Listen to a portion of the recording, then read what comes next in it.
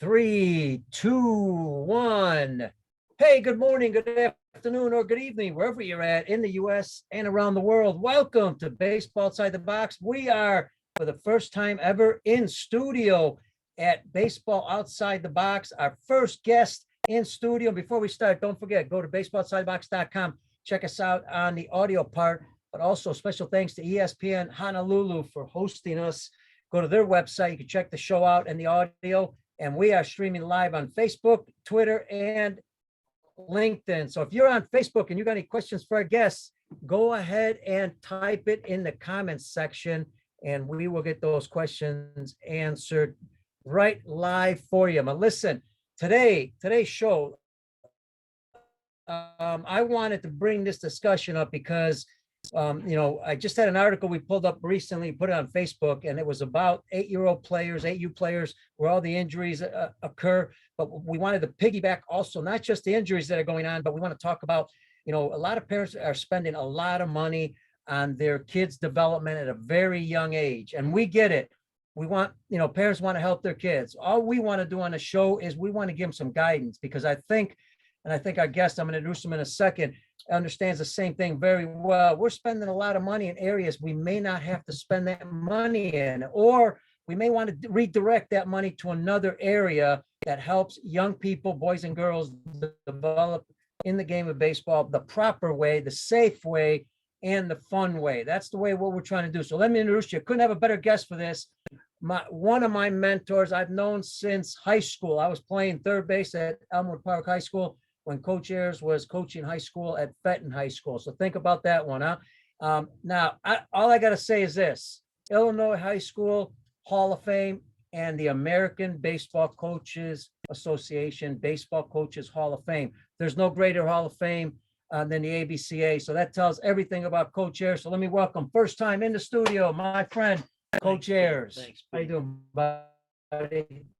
I'm doing great. Thanks. That's a wonderful introduction. All right, man. We got some photos coming on too. Photo op while the show's going on. Got the press secretary here taking photos. Absolutely. We're going big time now. And remember, folks, Big time. type in Facebook, the comments section, any questions you might have.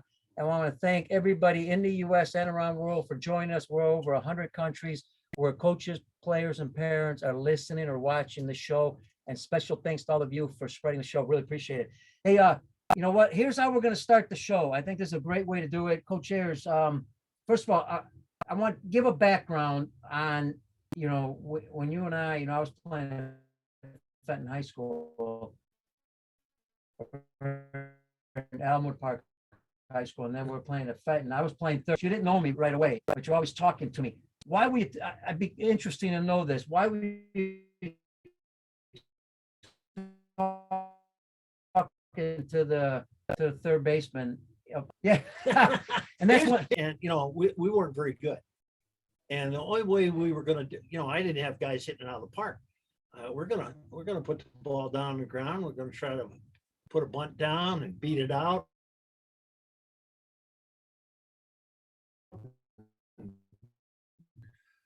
Maybe steal a base, cycle a run. That's it. So if I can get the third baseman to bobble the ball and maybe not make a play, we're going to steal a run. So it's all about, trying to distract guys. makes sense. I don't know if that's very ethical. But Well, here's the other part. I'm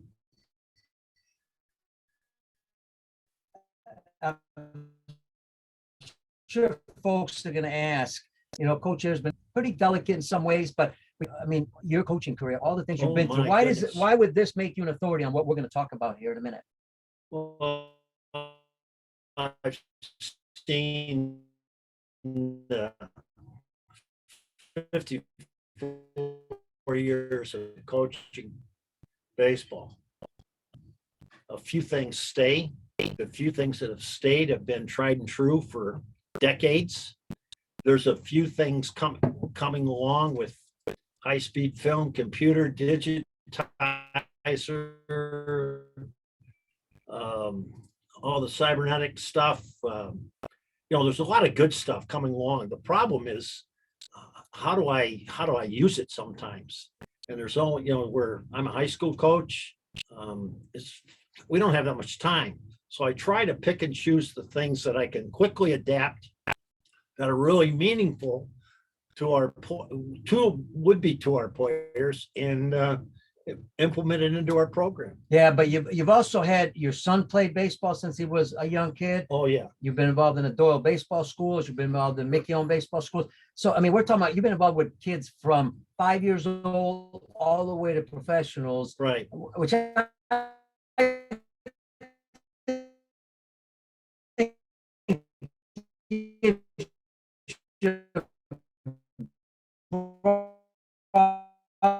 perspective of what loves the game of baseball, wants to get better, and It's yeah, thanks, Pete. All coaches, regardless of age or how old the kids are or who you coach, do no harm.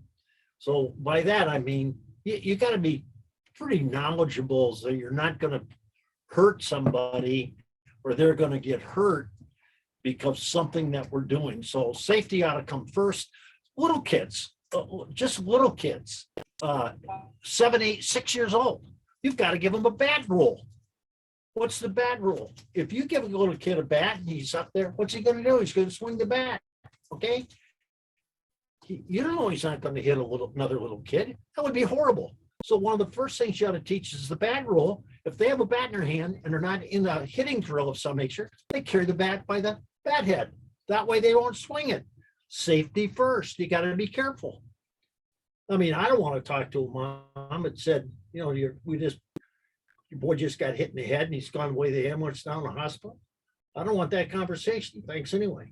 yeah, and we're trying to, the other part of all this is we're trying to have fun. Everybody always Yeah. talks about having fun, and everybody thinks it's easy, have fun in baseball. It's not a sport that really, there's a lot of action. You got to make action, and that happens in practice.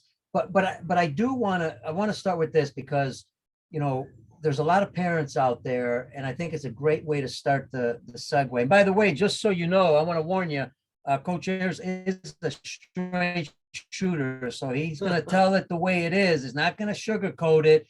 He's not going to beat around the bush because it needs to be straight on all of this stuff. Because again, we are just trying to help parents understand where do they start. I've got a young kid that's, here's a great place to start. I know I'll throw it at you, and we haven't scripted anything, just so you know. This No. is all, a discussion. That's what we love to have here on Baseball Outside the Box. But, personally, and everybody's got an opinion, but hopefully I can back it up with some facts also. Maybe sometimes we back it up with science, and I know people are going to get mad at me. I'm not a big T-ball person. My kid's 5 years old. I've said it on the show before many times, big ball and all that. But most kids do start off playing T-ball, right? Right. Okay, so that's a good place for kids to start. Some are young if they enjoy it, getting them involved. Is it where they want to do it? Is it you want to throw them into it and see what they think it's, do they like it? Well, my grandson is that age. There you go. Okay. So he's playing T-ball, 5 years old. Now, he's an Ayers. Are you kidding me? And I see him sitting down in the infield building dirt piles. It's my grandson. You kidding me? Welcome to my world. Okay. That's the way it is. He's 5. Okay. Their attention span is about as length of an ant. Okay. But that's not the point. We're exposing him to an activity. Our activity is baseball. And therefore, it's really important to have fun. You've got to figure out all kinds of little ways to have it fun. That would be and if you can teach, and I told my son this, who happened to be his coach, who was a Division I baseball player, who was with me for years and years and years and years, with Doyle baseball and all my games I coached in and played for me. You got to have fun. So you got to figure out ways for little kids to have fun. And it may be silly fun at times. Why? Because 5-year-olds are silly. And that's great. Isn't it great? They're not always going to be 5, though. I got news for everybody. I wish they were, because I love my little grandson at 5. You know, and think about 5 years old. You know, if you live in the US, you know, baseball cards could be pretty interesting, right? You can get them anywhere you want. I know Coach Ayers and I have done this, whether it was with Doyle or baseball or Mickey on baseball school. You know, sometimes you want kids to you know, they're doing well, you give them a baseball card. Maybe they answer a question, maybe they're hustling, give them a baseball card. But on the flip side, they're not hustling, they're not paying attention. They take that card back. It's kind of a fun, you know, game for them to play. You won the card, you lose the card. Yep. And then they win, they understand what it is to earn something, and sometimes it gets taken away. Just a simple game. See how fast you can run. Yeah. See how fast you can run to first base. Most 5-year-olds, most 5-year-olds don't know what first base even is. You have to show them first base. They have to run there. And half the time they're going to run there with their bat. Yeah. Okay. You have to teach them every little aspect of dropping the bat, not throwing the bat, maybe hitting another youngster, dropping the bat. Run to first. See how fast you can get to first. Get down there, congratulate them. Nice running. My son was about 8. I'm embarrassed to say this. My wife told me, if you don't ease up on Steve, he's not going to like playing baseball. You better figure out some ways to wow, that was a bullet hit me right there, right between the eyes. Okay, what did I do? I thought, well, I got to figure it out. I took a pack of 3x5 cards, just like these right over there that Pete has. Give me that. We got everything in the studio. I took a pack of cards just like this and a pen, and I put them in my back pocket. He's 8 years old. And okay, so I watched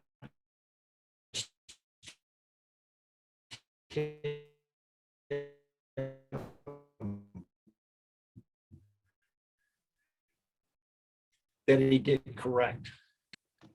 Wow. He knew where to get to the batter's box. And he ran to first. Wow. Nobody said a word to him.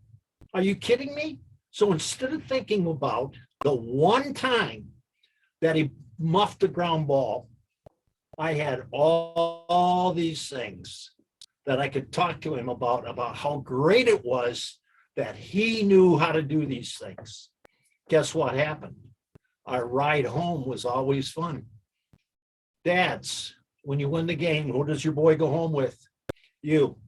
When he doesn't have a good game, who's he go home with? Your wife. Why? She loves him. She doesn't talk about baseball. We drill them on what they did wrong. Bad information, negative game, and we wonder why we're losing youngsters. We got to flip that equation quickly. So that's just one little hint that I would say. Let's reward our kids. And that has to go all the way through. Okay. I know major leaguers that beat themselves up horribly and struggle because of their mental approach. And they need help too. So this never ends. And as a coach, I constantly remind myself of that because I can be, I think errors need to be pointed out to high school kids, pro guys, college kids. I think they need to be pointed out. I think we need to address those. I think we need to talk about how to fix those.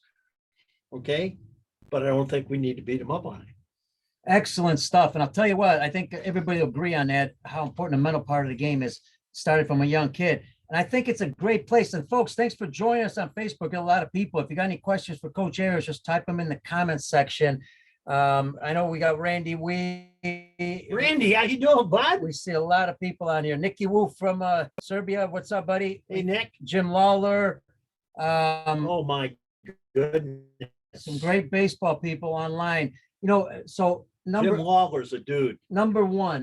There's a dude, Lawler. If we took anything from this first part, that is, and we talk about it on a show all the time, we want to keep kids. The goal is to keep kids in the game long term, not short term. And if we're going to keep them in long term, we got to start with what Coach Ayers is talking about, the mental part of the game, staying positive. It's not easy to do. Start that early and keep them going, because eventually, and this is what we're going to get to now, eventually what's going to happen is at a certain age, and I keep hearing this excuse, I call it an excuse, at a certain age, they're going to say, well, they're going to do something else because, they're 14 and 15. They're going to drop out of the game. Well, I got a little notice for you. I was a player. If I'm having fun, why would I drop out of a sport I'm having fun doing? No, I'm dropping out for a lot of other reasons. We're going to talk about those reasons. But before we do, here's the next step of all this. When I was young, my parents didn't have a lot of money. My dad was a blue collar worker. He tried to do whatever he could for us, to help out, obviously. And I saw a baseball school called Mickey-owned Baseball School in Baseball Digest. And I told my parents, I asked my parents, can I go? And they knew how much I love baseball, right? So whether I'm 12, 13, or 14, I happen to be at that time 14, but let's say I'm 11 years old, and now I asked my parents to do that. I want to go to a baseball school because I want to get better. That's a good start. That's an excellent start. Right? So, for a parent to invest some money in that area, but now we don't have as many baseball schools anymore. It's not a bad beginning.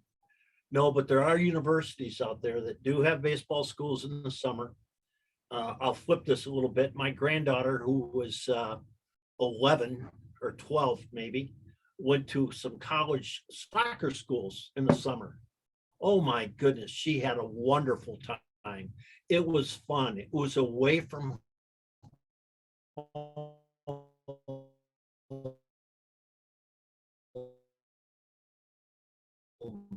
It was a totally new experience she had never met before. That's part of the growing up procedures. Talking to people who have a similar interest that she does. She came out and on fire. The following year, what happened? They went on a little trip, and she's so excited about soccer. They were in Boston. So where did she want to go? This shocked me. Brown. I don't want to pay that bill. How about this one? Harvard. Wow.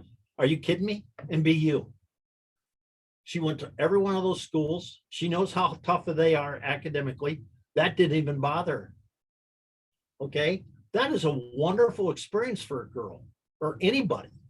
So I think those experiences are lifelong learning experiences. And that's one of the things that's really hard to accomplish, that we are in as parents for the long run.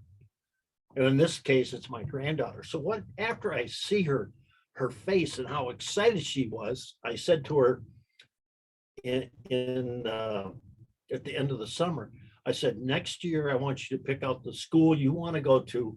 I don't care where it is. I'll pay for the whole thing. You get in there, the whole cost of the school. She was obviously really excited. That's what a positive mindset, encouragement. Okay. And now she's been asked to go to a big tournament in Florida. She's just 13. So things are coming together in the right, but I think it starts with the proper mental frame and support that moms and dads need to give. And it's tough. And sometimes in this case, maybe a little expensive too, but I'm not going to deny my granddaughter. If she can get into Harvard, would I deny her that opportunity? No. All right, folks, we will take some questions off Facebook and also mention some comments. But okay, now we're getting to the point where a youngster is deciding to play baseball a little bit more serious, and now we've got the travel programs coming. Okay, I want to talk a little bit about travel programs, because what I'm trying to do here, folks, I'm trying to let parents understand a certain budget that you have, because the ultimate goal, we know it. We know what the ultimate goal for a lot of parents are. So you don't even have to tell us. That is, they're trying to get a scholarship for their kids in baseball. And Coach Ayers, we're going to cover the scholarship area, because there's a lot of misnomers out there. But at the same time, you only have so much money that you're going to spend, for your kids to develop in a game of baseball. You got travel programs who are going to come recruit your kids, or maybe your kid wants to play in a travel program. Because you brought an interesting point when you and I were talking about, how does a parent figure out what travel program, what coach even, where do they start? Because that's not an easy process. You go, there's a lot of people you might believe might be good, and sometimes they're not. And that's in all industries. So I'm not talking about a particular, program, but in any industry, in life in general, there's good, bad, and ugly. How do you pick the good ones? Well, for baseball, my bias is I'd start by asking my high school baseball coach. If I had a 13-year-old son, who would you recommend he play for? What do you recommend that they do this summer? Does your high school have a summer program? Do they have a summer camp? In our case, we run 4 weeks of summer camp for our high school in down to 6th grade. 4 weeks. Every week's different. And we do it every summer. So why that would get them exposed to other kids, other coaches, coaches that are different from what their dads are. So I think that's where I would start. I'd ask my high school coach, whatever the sport was, who would you recommend? In fact, my youngest granddaughter asked the high school softball coach, who do you recommend she does pitching lessons with? She's pretty good, but pretty good's worst enemy of the best too. So, all right, now let me ask you this. Good point. Now, and I want to give a shout out to a couple of people. First of all, Hall of Famer Bill Percy from Colorado Hey, Springs, Bill. one of my mentors. I got 2 mentors. One here, Coach Ayers, and Coach Percy online right now on Facebook. Okay, now it's your son or daughter. You got some recommendations. You're going to do some interviews. I mean, you're just going to pick somebody, and once you start talking to some of the people that that are travel program people that are going to run the program, what are you going to ask them? I want to know what I want to watch them first of all. I want to observe what their coaching demeanors happens to be. I want to watch them in games. I want to watch them in games and in practice if I can. I'm going to talk to other parents to see if I can find a parent that's been in that program that is really a successful player, and see what that parent has to say if I can talk to them and get them. Okay, a lot of parents are really hesitant to say very much. I know that's true with a lot of sports and a lot of different communities, but that's what I would try to pursue. You're basically interviewing these people. Oh, absolutely.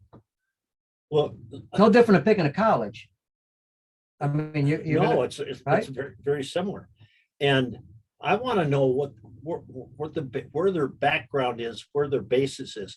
Why do you teach such and such? Where'd that come from? Is it a belief teach, or is it science-based?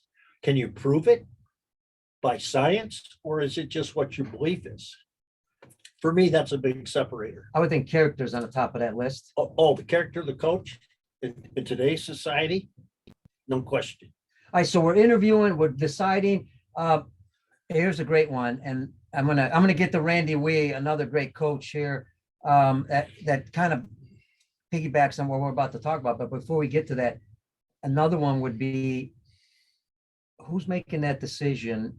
You and your wife together? Because moms have a pretty good perspective, have a pretty good sense of understanding character.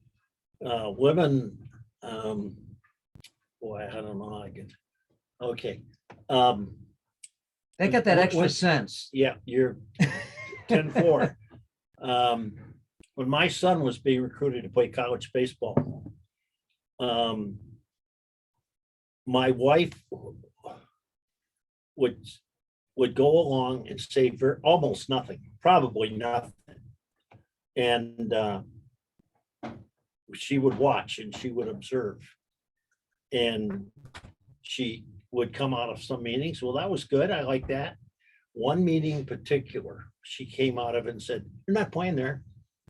That was not, as soon as I heard that, "You're not playing there," that was non-discussable. She knew, took me months to figure it out. She knew instantly that it wouldn't work, that she didn't think this, and it ended up to be, because later on, some bad things came out about this particular coach and program, and she nailed it before it even happened. So yeah, I tell kids all the time, take your mother along. your mother has good sense and feelings about men and whether or not their son, your son, her little boy, can play there. You know, and these are great tips, folks. I mean, think about it. Pick who you want to play for. Make sure that's the Oh, right yeah. person, the right things they're teaching and all that. You know, Randy, we mentioned it here on Facebook, you know, Des Moines, and not all states have them, but in Des Moines, you know, there's high school coaches that run travel programs. My biggest concern, and I'm going to mention it on live here, is I want to make sure that anybody that's running a travel program is well educated, understands the game, understands how to teach it, comes from a teaching background. I think you know, you need to be as educated. If you're going to run a travel program, make sure, please, that you're as educated possible in the game and that you really care about the kids. Your ultimate goal, again, should be keeping them in the game as long as possible. Yes, you can help them try to, you know, find a college in the future. And we're going to get to that later. But here's the other part of all this. When we're talking about travel programs, and there's good travel programs, there's average travel programs, and then sometimes, unfortunately, like any program, there could be some poor ones. What I found, this is just one area, maybe you can, you know, I think we can kind of help in this area. What I found was early on, some of the travel programs, the good ones, were practicing all the time, even during the season, because you have to maintain your skills. You know, the ones that were not practicing at all, they only would play games and only practice in the winter. Well, sometimes the winter skills don't always translate to the summer. So what's your recommendation? Because you're talking about looking at travel programs. So some of the things that, other than what you talk about character and all that with coaches, what else are you looking for that they're doing? Because we got travel programs that play every weekend somewhere around the country. You know, do they have to go around the country? Can it just be in 2 states? You know, there's a lot of ways, a lot of decisions that a parent has to make on before they get into it and possibly make a mistake because it may not fit their youngster. I can't think of too many 12-year-olds that have been committed to a Division I program.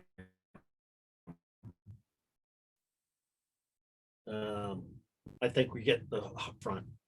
I would look for programs that, depending on the age, of course, but 10, 11, 12-year-olds, is it going to be fundamentally based, get my fundamentals better? Am I baseball? Team's going to win. It's going to be the ones that catch and throw. That's team's going to win. So who can teach teaching? Who can teach fielding and throwing? Do they spend time on fielding and throwing? Is there a protocols for that? Do they have fundamental drills that they work on all the time? It's when testosterone kicks in, whatever age it is, 12, 13, 14, 15, whatever it is, depending on the individual. That's when everything changes. When kids start getting bigger, stronger, quicker, faster, that's when it changes. That's a second building block. The first one is nerve development. That's why kids need to run, jump, game they could possibly play at a younger age. Testosterone kicks in, they start building muscle development, muscle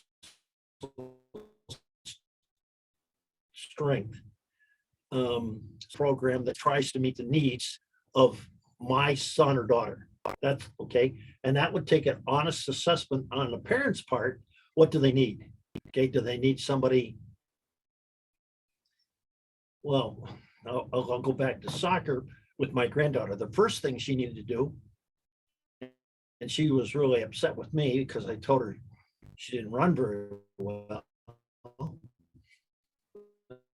That was probably wasn't very tactful on my part.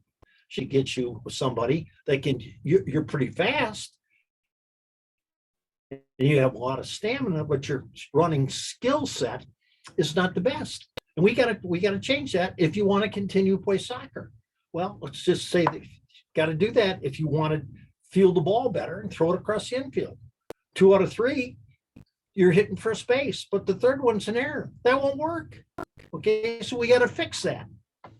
So that's what I would look for.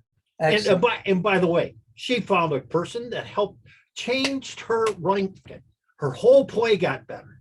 Build the fundamentals first. That's all you care about, is building the fundamentals first. The rest of it will naturally, rising tides rise all boats. Okay?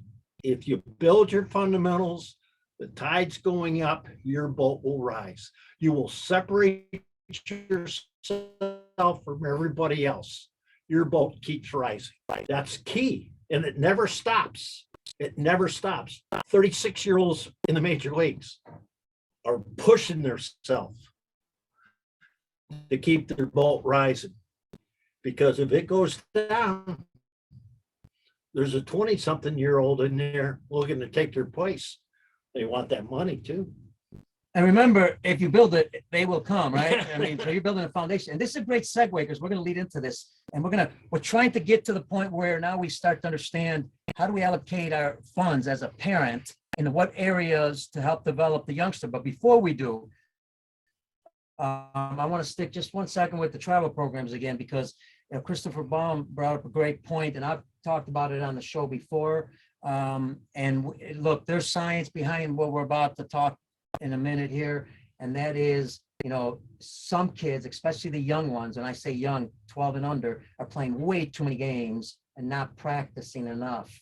And that's a problem. That's where it's not only creating injuries, the kids are dropping out of the game because of it. I mean, those are facts that are out there. And we can show you the science behind what we're about to talk about, but talk about maybe the detriment of playing way too many games, not practicing enough. Well,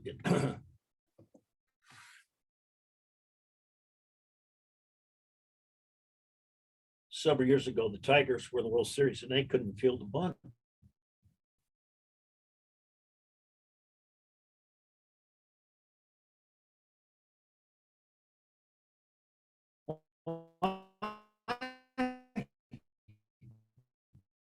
Field bunts all the time in spring training.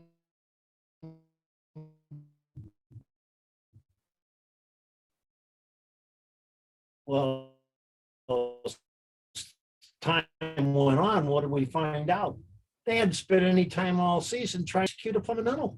There's no fundamentals. How long? 20 seconds? Practice your double play footwork as a middle infielder. 2 minutes every day. Guess what? You'll stay pretty sharp turning the double play with your double play footwork. Practice it, and all of a sudden it starts, you're fumbling around the bag. Guess what? You jumped over your fundamentals. That's why we practice fundamentals. And I don't want to get too scientific here on you, but myelin is a substance that wraps around nerves that goes to muscles. And the thicker that myelin is around the nerve, the more repetitions you get, the thicker it gets, and the less leakage you're going to have out of the nerves to sending the muscle. It's not length of time, it's repetitiveness of that. So now, how do you practice that? Physical skill, yes. But one that's way underdeveloped is mental. You practice it mentally. Your brain cannot tell the difference between physically doing it and mentally thinking it. That research has been proven over and over again. Great stuff. And then you wonder why the Japanese are so good. What else, when you're not practicing enough, not only defensively, but pitching wise, we're talking about injuries too. Yeah, sometimes what's your best, you listen to the big boys in August. I'm tired. And everybody who doesn't play thinks, how can you be tired? You're making $30 gazillion a day. You're still tired. Tired is tired. It happens to everybody. Sometimes the best thing to do is rest. Take a little time off. Okay? Do something else. I don't mean sitting in bed all day. I mean not cranking your body up to go full tilt. Okay, that's why players now are sitting more. That's why we probably will never see Ripken's consecutive games thing even come close to. Why? We realize the importance of taking it easy sometimes, backing off. All right, rest is a good thing. Without rest and pitching, so you're going to get hurt. And that, you know what, then that's an area, because I was going to say during the season, okay, especially as a pitcher, even infielders or hitters, eventually your fundamentals are going to be weaker. Eventually your body's going to get weaker. And, so, Right. and again, are we creating injuries at a real young age because of that? I think we do. Right. I think we do. Now they're not at a real young age, because testosterone, it changes everything. But when you go through puberty and you don't keep up physical activity, that's not even close to being discussed. You lose strength, you lose quickness. So I think the first thing you need to do is continually work on being a good athlete. What a concept. Be a good athlete. Okay. How fast can you run? How high can you jump? I mean, I have charts that say if you're 6 foot and you can jump, standing broad jump, let's say it's 8'6", that will correlate to, I don't have the numbers in front of me, but that'll correlate. You can throw what, 94 miles an hour. What's that really telling you? Just telling you what explosive power he has in the bottom half, his legs. Okay, and pitching is a lot of lower half stuff. So there's a lot of things about just being a good athlete, and I think that is overlooked. We get asked all the time. I'm on a very high profile program at St. Charles North High School in St. Charles, Illinois. We get, what do you guys look for? I just told you, athlete. I'm looking for an athlete. The baseball, if he's an athlete, the baseball stuff will come, will show up. His skill may not be there, but athletes learn skill when they're shown directly how to do it. It's when they don't know how to move their feet or don't know how to pattern a certain movement is when they don't get any better. Great example. Nobody did Michael Jordan's move until Michael Jordan showed them the moves. 6 weeks later, we got 20 guys doing Jordan moves. Why? They've never seen it before. Athletes learn from athletes. Okay, athletes learn from vision. We watch a guy. Wow, look at that. Can you guys do that? Yeah. I don't like private lessons. I like group lessons, because group lessons, the kids learn from each other. They may not see it. They may not tell it. Now, parents think it's important you do one-on-ones. I get that. Okay. I don't think kids learn that way. We don't teach that way in school. Great point. Okay. In school now, if we need some specific help on a math sequence, then we're going to one-on-one.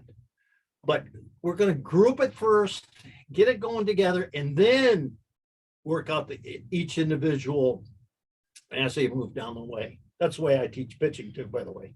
If you're joining us on Facebook, you have any questions, type them in. I do see a couple of questions before I get to them.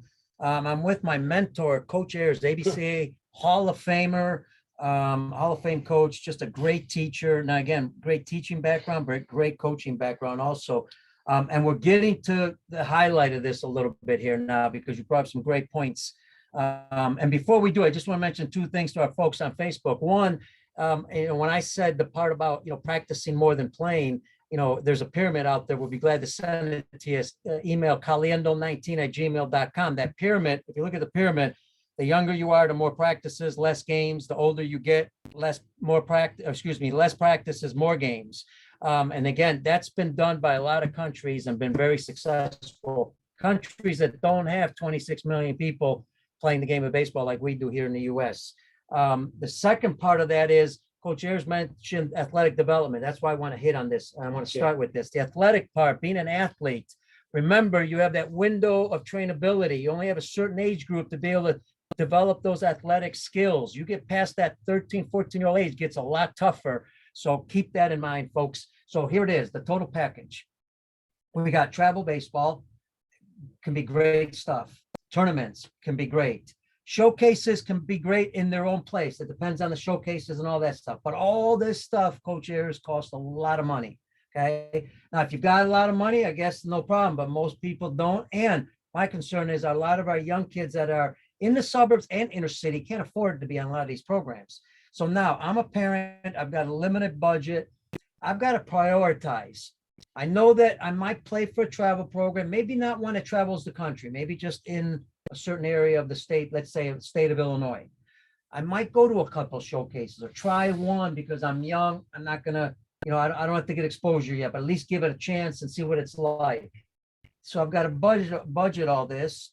But more importantly, you said become an athlete. So now we're getting to the core of this, because those funds should be now brought to certain areas. And I've got a couple written down here. I'll get it started. One is exactly what you talked about. Hire somebody that will train your athletic footwork. First of all, get an athletic assessment. Athletic college here in Chicago, physical rehabilitation place, great reputation, great people. Every time I've talked to somebody there, I always come away very impressed. That's just one of the groups, and I'm sure. Hey, and that's a free sponsorship right there. It's free sponsor, free baseball outside the box athletical. So remember that, because if you want to be a sponsor of the show, just give us a call or email me at caliendo19@gmail.com. But Coach Ayers got a great point. There's a lot of places like that. Now, what's the purpose of that athletic? To show you what your strengths and weaknesses are. Okay. And generally speaking, all of your athletic parts are weak. We aren't very good at running. Most players I see at 15, 14 are physically weak. They need to get a lot stronger. Before some of these kids, that's the size of their bicep, tricep. That's not good. We need to get physically stronger. I can't say that enough. We work on it all the time. It's made a huge difference in the success of that athlete.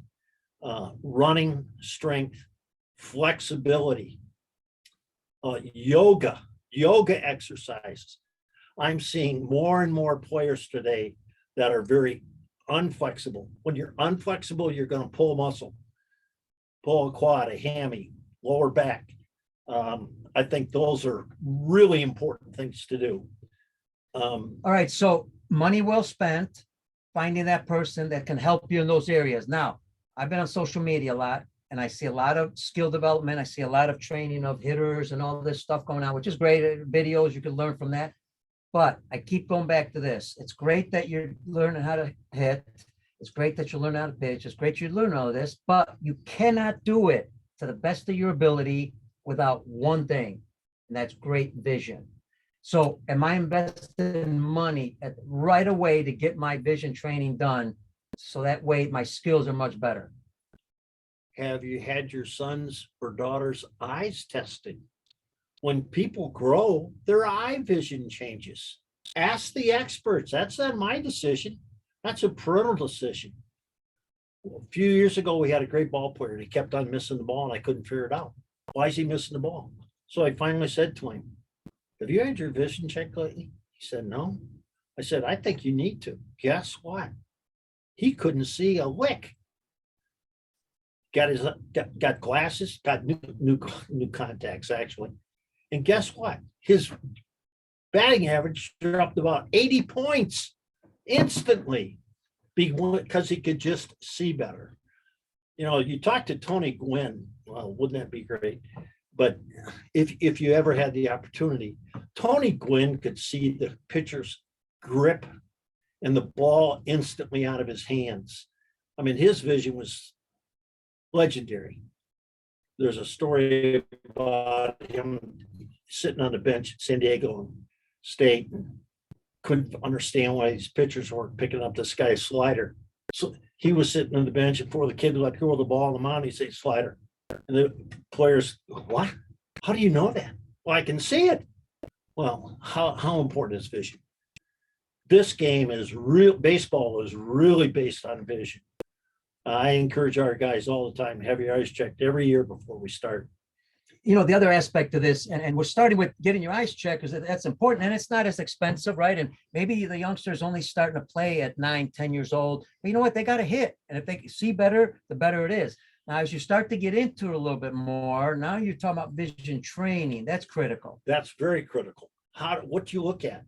I just had a very, very good friend of mine telling me he's a agent type guy. Well, he's a sports agent. Yeah. And he just had a player sign for $110 million. Are you kidding me? I couldn't even count that high. Anyway, 110 American dollars, $1 million. Wow. Anyway, he was talking about he wasn't hitting well. He said, what are you looking at? He said he was told by a major league hitting coach to look at the outfield fence and then focus and then pick up the ball. I said, what are you talking about? He says, I knew exactly I was going to say that. You don't focus on the outfield fence. It's too much of a vision distance change. You have to look at the whole picture, soft focus on his helmet or his hat, on his logo on his hat, and then switch to wherever his arm slot is. Go to wherever his arm slot is with your eyes, because it's about the same distance depth-wise. That's how you go from soft focus to fine focus. You got to practice that. Last year, we had an outfielder who was getting terrible jumps. What are you looking at? He said, I'm watching the ball all the way from the pitcher's release all the way home. I said, you're looking at the wrong thing. What are you doing watching the ball? I said, you only look at the hit zone. Watch the ball in the hit zone. Watch the bat. You'll pick up the ball, bam, right off the bat. Guess what? He never missed a play after that. So it's just like babies, they're little things. Don't tell me that little things for little babies don't matter. They do matter. And if you see where we're going here, think about this: athletic development, vision, strength and conditioning. You know, this takes certain experts in the game that understand these areas. And yes, it's going to cost a little bit. Now, we're saying you don't jump in this right away. Like you said, let the youngster feel the game, see if they really like it. But once they start to like it and they want to get better, prioritize your investing and make sure that your kids are getting developed properly. Because another part of this, when we put all this together, another part, you mentioned it earlier, the mental game. Well, you can't just hire anybody to train the mental game. You got to understand the mental game a little bit. So now we're talking about somebody else that can help you understand, because it is a game of failure. You're going to fail a lot, right? So now how do I deal with that failure? I know I couldn't do that, but I sure could have needed somebody to help me understand that. I'm writing a whole series of articles to our players. The title of the series is Pressure to Pleasure. Do you feel pressure? Oh, yeah. How you feeling? How you feel when the base is loaded? You're in the state super sectional, and there's 2 outs, winning runs on second, and you're up. Pressure? I think so. But kids don't know how to deal with pressure. Parents don't know how to deal with it. Moms walk away. They can't watch their boy pitch. They ought to be, oh, gee, I feel so bad for them. I see it all the time, by the way. So you've got to teach. How do you turn pressure to pleasure? First thought process. Aren't I lucky? Look how many people would like to be me. Where does it start? Early. So I asked one of our players who had to be an all-state catcher this year, when the tying run was on second base, we're in the 10th inning where you're feeling pressure. And his answer blew our team away. No, I knew this was going to come up. I knew it was going to happen. I had planned for it all year. He said, I was so excited. I knew I was going to get a hit, double left center field. We win 3-2, 10 innings. That's how you turn pressure into pleasure. You've got to create those what am I looking for? While you're thinking about that, I'm gonna tell you about pressure. Me sitting here with you is pressure. And how I dealt with that pressure, because I'm older, I don't have to worry about it, is I had a shot of espresso, Italy espresso, Italian espresso. That's how Wow. I dealt with it. So, but no, but that's a great point, because, really at the top of this, should be vision, athletic training, and mental training. I mean, all of those are critical in understanding, if you're going to play the game better. Yeah. I mean, so if we're talking about that, parents allocating funds, they need to look at these areas first. Yes. And they need to spend time and investment in those areas. Okay. Strength training. Look to see, you're pitching wise, you're only going to throw what your body's going to allow you to de-accelerate. It's not going to let you throw your arm so hard that you're going to lose your shoulder's going to come out of joint and your rest of your arm is going to go halfway to the catcher. No, that ain't going to happen. So let's work on what works. What works? Backside strength. How do we work at that? Do I got to spin? Who do I got to find? Simple push-ups, chin-ups, dit-ups. And you Sit-ups, mentioned to me, dips. which I thought was very important. I want to, sorry for the interruption, but I think you mentioned it. I want you to remember about this. You said, because you could spend money going to a gym. You don't need to do that. You can do a lot of stuff at home. We finish a 22 station circuit with 50 push-ups 3 days a week. Oh, let's talk about now. What is an investment in training? Safety first. That's the first part of the investment. Second part of the investment, if you're not willing to put in, and I would say 8 weeks of 3 days a week at 2 hours a day of those 3 days, don't start. Don't even go there, because you're not going to get what you think you're going to get out of it. It's not easy being a top level elite athlete. Okay. It's hard. It's different. You're not like everybody else. You're different. Okay. So unless you're willing to make that investment, 8 weeks, 3 days a week, minimum, 2 hours each session, don't start, because you're not going to get there. We don't have pixie dust to dump on people. Okay. If I had some, I'd use it for my grandson, my granddaughters. I wouldn't share it with you. Here's what the success is: hard work, continuous hard work. And if you think it's hard as 14, 15-year-old, you need to go and watch some major leaguers work out. Everybody thinks these guys just coast through this and that. They just see the game on TV or at the ballpark. They don't know. You know how hard these guys are working now? Oh my goodness. Are you kidding me?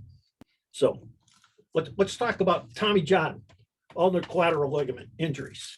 What can we do to strengthen that so maybe it won't happen? We do back drills. Actually got this from a hitting guy. Okay. Wood choppers above our head.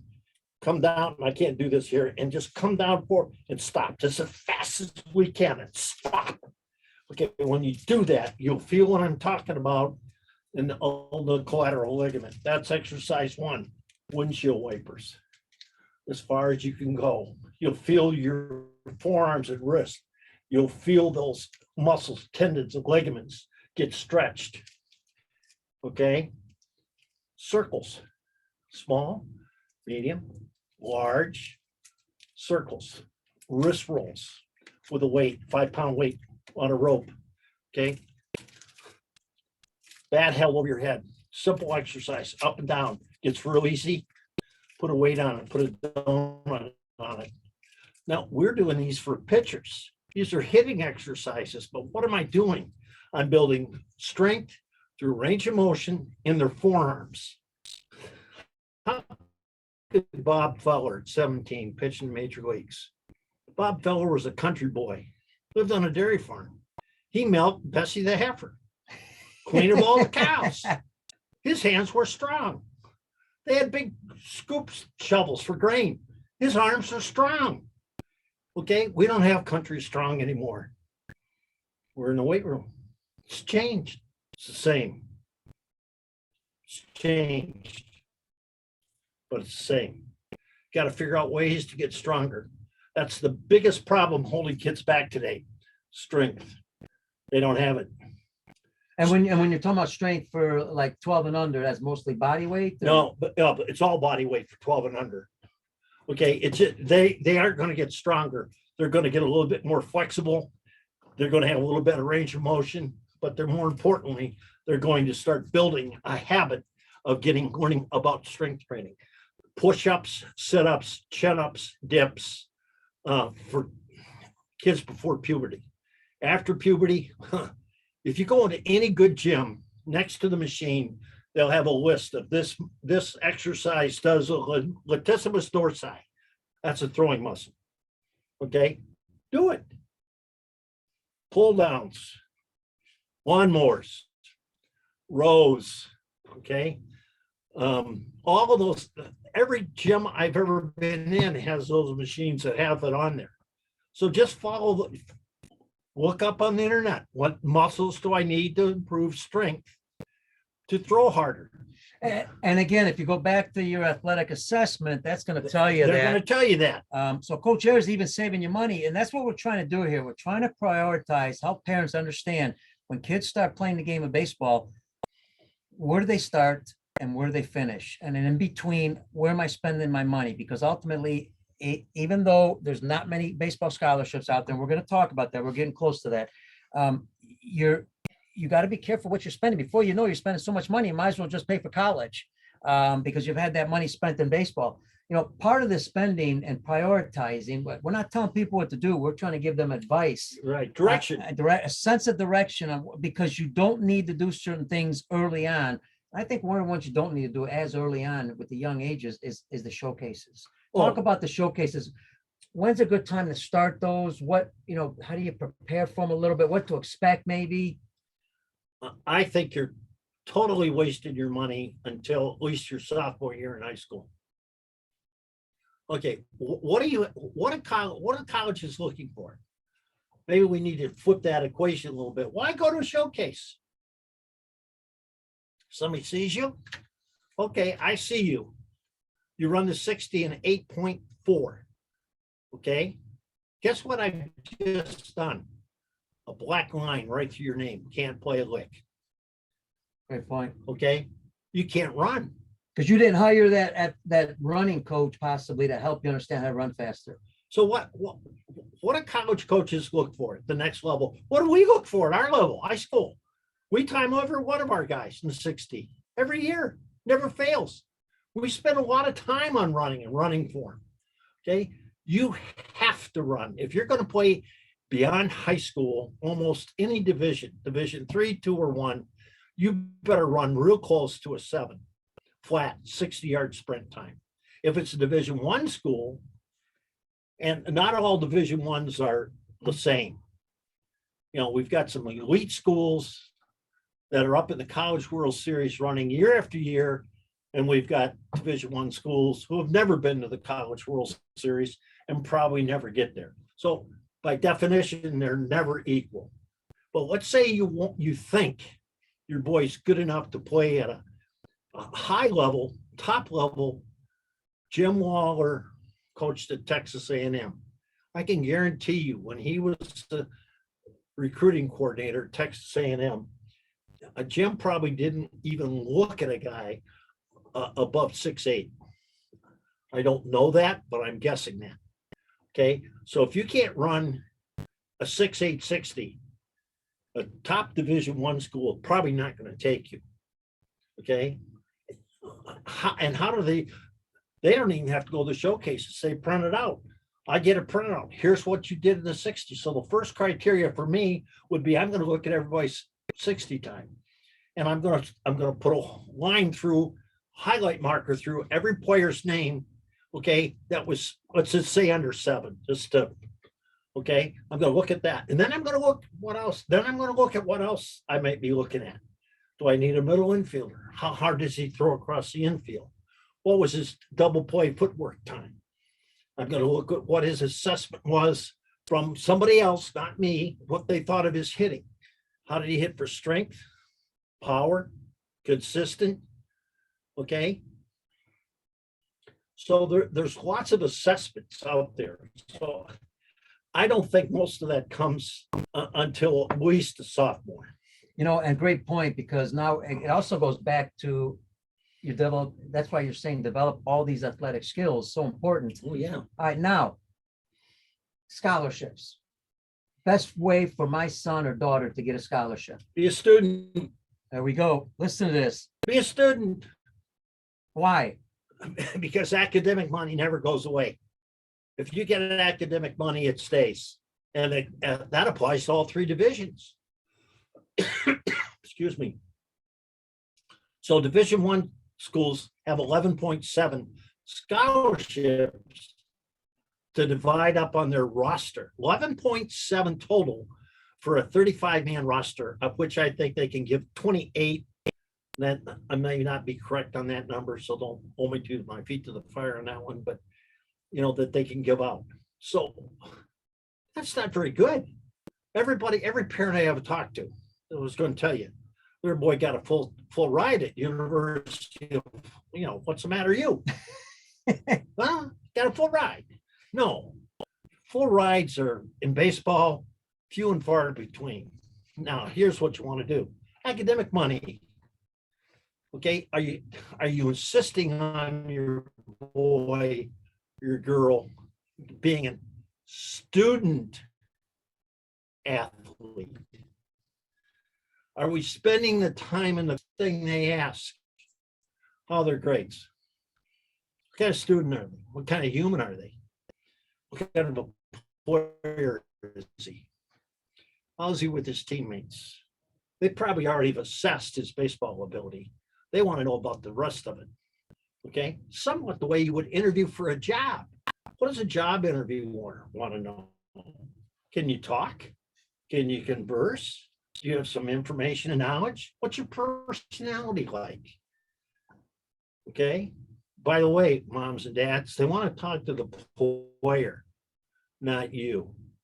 You got to be very careful, by the way, parents. When you go on a recruiting trip, be very, very careful, because you're being assessed too. Okay. And I know firsthand a couple of college coaches that have told me I didn't take someone because I knew I wasn't going to get along with them. I could tell you a national team program, USA Baseball, that's happened there. Some of the best players in the country have not been picked because of their parents. So I think that's great advice. Now, the other part of that education, Coach, is that transfers onto the field too, doesn't it? Oh, yeah. We had two boys last season for us that were very, very good players. Both got scholarships to play baseball at the University of Notre Dame. You got to be a student to go to Notre Dame. Baseball. I don't know about the other sports. I can talk to you about baseball. They were both 4-point honor students, AP students, did very well. That's what got them into college. They were a student athlete. They were great athletes, not good athletes. They were great. All right. But you don't go to places like Vanderbilt, Michigan, Notre Dame, Michigan State, Northwestern, Minnesota, Illinois, Big Ten schools here in the Midwest. I'm talking about now, Nebraska. Left-handed pitcher went to Nebraska. He got a 60% scholarship. Okay, guess what he really got? He got about 140% scholarship because he got so much academic money. He didn't take the baseball money, except 20% of it. Okay, and that's when you could take 20%, which gave him 100% scholarship because he had that much money academically. Are you kidding me? And the college coach loves that because now they've got extra scholarship money for the baseball side. And it raises their GPA. The dean and all the people that administration are real happy to see that, gee, we have student athletes here at university. Coach, this has been awesome advice. Listen, the other part of all this, and I do want to mention to the travel programs, and now we're talking travel programs because this is not about high school programs right now. It's about travel programs and some other showcase and some other things about allocating the money properly early on and how to understand how do that as a parent, don't get me wrong. We know a lot of travel programs that the things we're talking about, the athletic development, the vision training, the mental training, they do have that in-house at times in travel programs. So that's great. If they have it in-house, fantastic. But remember, if they don't, then you're going to have to go out and try to find individuals that are good in those areas, because you can't do anything without vision. You can't play any sport without vision. So make sure you concentrate on getting better in that area now, and your fundamental skills. Okay, now we've talked everything about what parents can do, right? Budget wise and all this. I'm going to flip this for a second. And you didn't know this was coming. Any of this was coming, actually. This is the best thing about shows, right? You don't know what's coming at baseball outside the box. We'll throw everything at you. The kitchen sink, some espresso, we throw everything. Bats. What about now the players? What should they be doing to be successful as a player? I mean, we've said everything that the parents going to help them with, whether it be travel programs, showcases, athletic development, vision, all this stuff. But now, what's the onus on the player? Some of the things that they could be doing. And I'll give you one example. You always hear, are you a type of player that practices when nobody's looking? That type of stuff. That's called authentic practice. It's the very best place to practice you can get it. We encourage it. We talk about it all the time. Do you practice it at night before you go to bed? Do you mentally practice? Huge. People wonder why we're successful year after year. No wonder us. We've been doing it for a long time. It takes work. Okay, it takes a commitment for that work, but it's not working hard, it's working smart. Good point. Okay, work smart. Find good people. You might be surprised at the vision people. Your what do you call the eye doctor? I forgot what we call them. Eye doctor. Yeah. Yeah. Could you give me some drills to help me with my vision? There's some great people on the internet that really know your buddy, Dr. Yeah, coach is talking about Slow the Game Down with Ryan Harrison. Yes. Go to slowthegamedown.com. Again, vision training, because again, you're going to have to pick the right people to make sure. There's a lot of people out there saying they know how to do vision, but that's not really their expertise. These guys have been doing it for over 40, 50 years and are state of the art. Pick the right people for speed training. Okay. What's been their success? What can they show you? What have the kids, what do you find out? How about strength training? Same thing. It's going to cost me $500 for this tournament this summer to go to. Okay. Time I get down there, hotel, meals, tournament fee, driving down, especially the price of gasoline, etc. Could I have spent that $500 better on strength training? Yeah, I don't know. You're going to have to assess that, moms and dads. But I can tell you this: players pitch too much. They don't play catch enough. How many pitches should they throw? Do you have your boy in a pitch count? Do you track his pitch count? How many pitches should I throw? How much rest do I need? Which is really the key. Rest. The simple formula for rest is easy. 1 pitch, 1 hour's rest. 30 pitches, 30 hours rest. Oh, I pitched 27 pitches on Friday night, saved the game. We won that bad boy. Oh, I got to start tomorrow, Saturday morning. So now I'm coming out and throwing 85. Okay. Oh, Sunday we're in the championship game. And I got to close because the game's on the line. So I go out and I have to throw 3 more innings of 72 pitches. We won the tournament.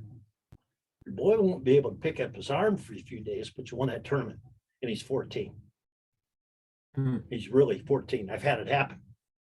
Okay. The Division I pitcher never pitched 1 inning for us as a junior because a travel program pitched him to the point where he was about ready to break.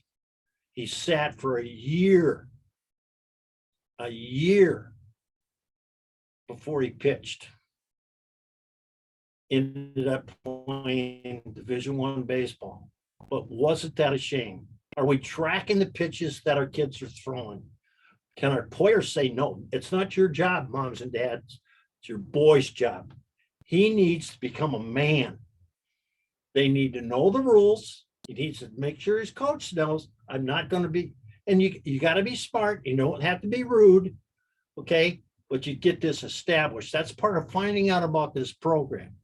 Do they overpitch? I think travel teams have too few players on it. Good point. They have 12. Well, it's all 12 pitch or a 3 pitch. I want to know that. Now, if all 12 pitch, okay, but if only 3 pitch, we got a problem. That's knowing the program. Especially in weekends, tournaments. Let's flip this because, I got a comment a couple times, I think it was a couple days ago from a coach mentioned, that same scenario you mentioned has happened in high school too, where they've overpitched them. Correct. Now they have high school pitching rules. They have pitch count rules. But here's what I want to get to. You and I have talked about this many, many times, and not on the show, but many times. It's so important, and it's not always happening, and maybe it might be getting better in certain areas, but that relationship between the high school coach and the travel program is so important because there are a lot of bad relationships. What's the problem out there? Well, what's happening? Why there's not that communication, and where's the issues at, you think? Well, I think the problem is lack of professionalism, and I'm not going to put it on anybody. I'm going to put it on everybody. Okay.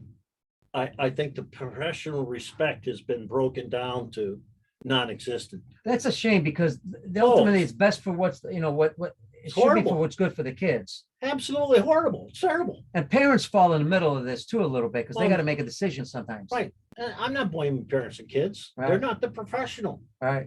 It's supposedly the travel program and the representative of that program, i.e. the coach, and the high school program. Ideal situation. How would you like to see it? If you're the high school coach, you've been a high school coach, you're dealing with travel programs. How would you like to see I that? have one or two travel programs that we deal with I deal with pretty consistently.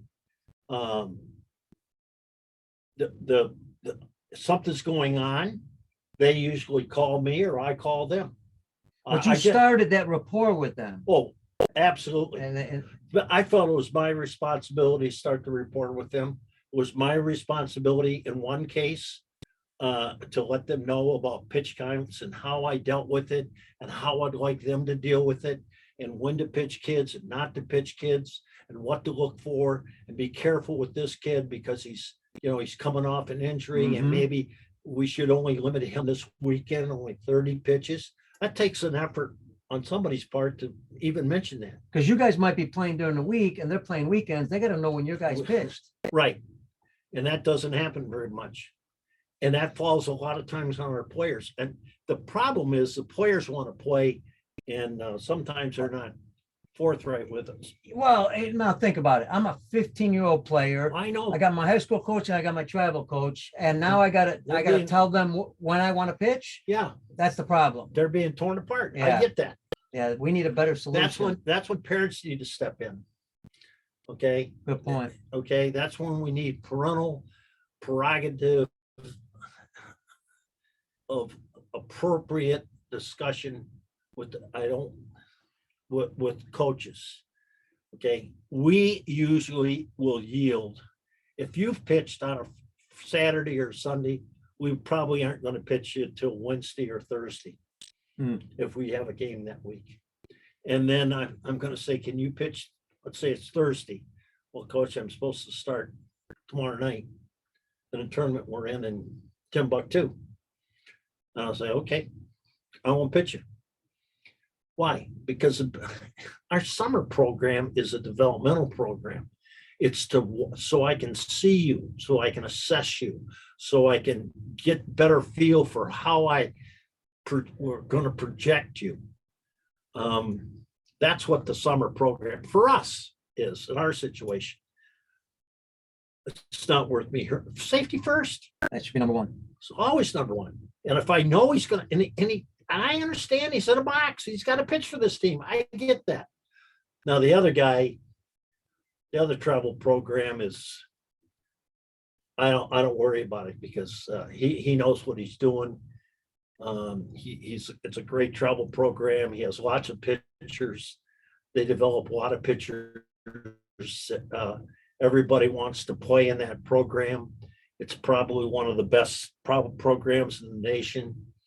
But there's a flip side to this. There's also now you've got the position players. We just talked about it. I mentioned earlier, I don't think I don't care what level of travel baseball, high school baseball. I believe you're playing a lot of games. That's fine at a certain age, but I also believe that you need to practice while you're playing. We talked about it earlier. So now we got another problem. You're playing during the week, they're playing during the week. When are we going to practice? We practice during the week. You do, Yeah, which is good with high school program. right. So if the high school program is practicing 3-4 times during the week, that saves from the travel program doing, they can play the tournaments on the weekends. In fact, we almost start playing games now in the summer. Mostly practice. Practice, refining skill. Yeah. Okay. Excellent. So what my guys may do is pitchers may do. Well, I should say that what we do, we have a very specific program. We do our chords program. We do crossover symmetry. We have dumbbell workout Job's program. We have a wall program of isometrics. We do that. We have our bat swing program that we do. We have finger presses program so we can grip the ball harder that we do all the time. These programs are there. Why? What am I repeating? Building myelin sheath all the time. Never stop. Just keep building the myelin sheath. It's the way the best athletes all have it. So I've got to cultivate that, and I got to encourage our guys to do it. I show them a little film. It's repetitive. We have to do it all the time. The problem is when you start building myelin sheath, it's a little bit boring. So you got to figure out ways to mix and match it and change it around a little bit and so on and so forth. That's tough. Okay. So you got to have fun while you're out there. So one of the things I do, guys will tell you, man, I got more stories. So I tell them stories so their mind gets off what we're doing. I tell them jokes. We laugh and giggle. I sing and dance. I make an absolute silliness out of myself some days. Boy, I pay to see that one, folks. I haven't seen that one yet. I've been around Coach Ayers a long time. But okay, now that's a great point because we're talking about sometimes that we're too serious in the game. Well, our assistant coaches made us get out of the dugout. Okay, get the dang pitchers out of here. You're driving us nuts because they're bearing down. They're kind of hit and stuff. So what do? We all go to the bullpen. We can go out there to the bullpen and we make fun of people and we laugh and giggle and tell stories and, spit seeds and hee-haw it up. Okay. And we're not distracting to somebody else, but the fellas have got to know when it's go time. Hey boys, it's go time. Sirius says you got to be able to turn it on and turn it off. And we practice it. We practice being ready. We practice being relaxed. And we practice thinking about getting ready now. That's probably exactly what I said. Hey, Ryan, one more hitter. If he doesn't get this guy out, you got to get up and get going quick, bud. So they know. And when I tell them they need to have their glove and a game ball in their glove. We don't hunt around 5 minutes for stuff. Okay. You better be ready, but you got to practice all of that to be ready. You just don't get ready because you're supposed to get ready. And earlier I asked you what players should be doing. And that's the reason I brought it up because I love this stuff. A lot of times players are waiting to come to practice to get better. That's a problem sometimes because if my backhand's not doing real well and I just made 3 errors in a game off my backhand, or maybe during the week, I don't feel good about it. Isn't the question is, what are you going to do about it? Exactly. How do you fix it? Yeah, I mean, sure, your coach can give you the advice, but we got to practice it. Got to be on you, the player. Sometimes you don't. But again, we're back to some. If we're in the summer, we're traveling all over the place, playing a lot of games. You got to find time to do things on your own as a player. Most places you can find a concrete wall back in the dugout. Okay, yep. You can throw the ball on the wall. Any hotel or whatever. You ever have a walled up pair of socks? Want to work on your pickoff move? Into the mirror. No excuses. No excuses. Yeah. There's ways to work on things. Folks, I've told this story before, and I don't know if you remember this. You may not have been on a particular show. Had a Japanese team come in from Japan. We went to make a quick story. Went to Chicago White Sox spring training. Give Coach Ayers a chance to get some water here. And in the spring training, these guys were 28 years old, average. They played at high level. We're at Arizona. We're at the hotel. 10 o'clock at night. They were swinging bats without me even knowing about it. Swinging bats in the back of the hotel and running sprints on their own, getting better. So again, that's why I asked the question. A lot of times it's always wait for the parents to help you, wait for the coach to help you. But you could wait all day and sometimes not get better. Wait for the number 10 bus. Yeah, exactly. And then you might be on that bus all the time working. You're not playing anymore. You might be going home on that bus. That's right. All right, listen. Coach Ayers got a function tonight to get to, and we could do this all day. This is like the Joe Rogan show, man. We've been on for a couple hours, I think. That's a great show, by the way. Yeah, it's the best in the world. We're trying to get to that level. It's going to take us a few years. We kind of bring this all together because we've talked about a lot, but the main focus has really been helping parents understand how to spend their money wisely and helping No their simple kids develop. solutions. Occam's razor. The best solution is usually simple, straightforward. Simple and straightforward. Okay. Hard work. Nothing beats hard work other than if it's working smart and hard. Okay. Work smart. Try to find out. Ask questions. Ask your high school coaches. We rarely get asked questions. Rarely. Okay. Guys are amazed. They'll ask me a question and I might go on for 10 minutes about something they didn't think I knew anything about. Okay. It happens all the time. I don't know what they don't know, nor do you. But I do know if you ask me a question, I may be able to help you find the answer. Okay. I've got some young players this year that are new to our program, are just amazed. I never knew this. They said, guys, I saw a couple of programs this week made me sick to my stomach because just because I saw it on the internet doesn't necessarily mean it's the best. I want you to be heads up on that. You've got to be careful of who you listen to and what advice they give. I would try to find, let's say if I was in St. Charles, I know one of the parents I'd ask. I'd try to go find a parent that's player is maybe a freshman or sophomore at the University of whatever. I got two going to Notre Dame. Who did you take your son to? When did he start training? Okay, how hard was it? Okay, I'm telling you, these guys really worked hard.